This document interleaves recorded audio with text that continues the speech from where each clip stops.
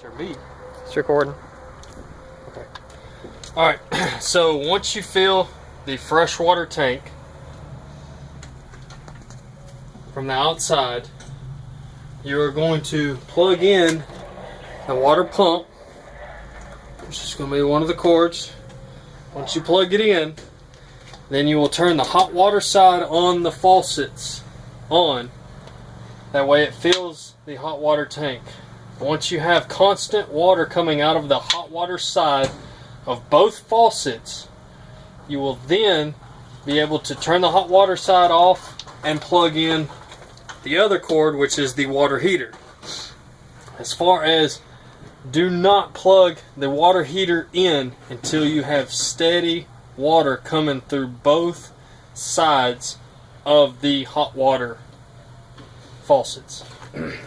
Now, as far as your valves, which they're kind of hard to see down there, you've got a valve closest to the tank that controls the flow for water.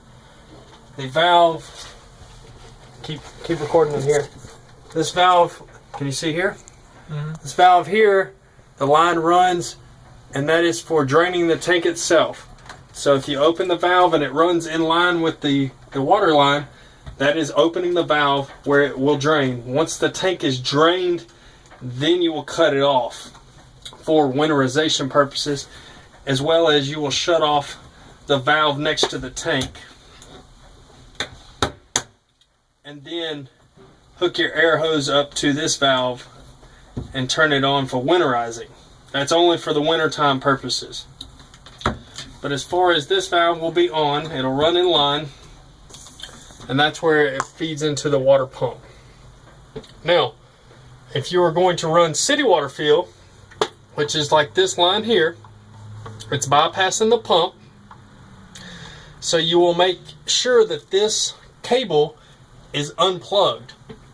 The water pump does not need to be plugged in when running the city water side.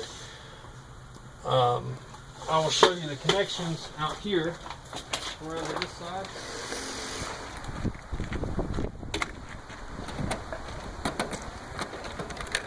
This is your city water fill side for your garden hose.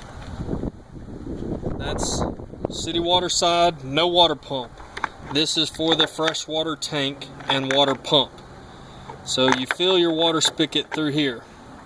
Once it's full, you will cap it back off, and then you will shut the door.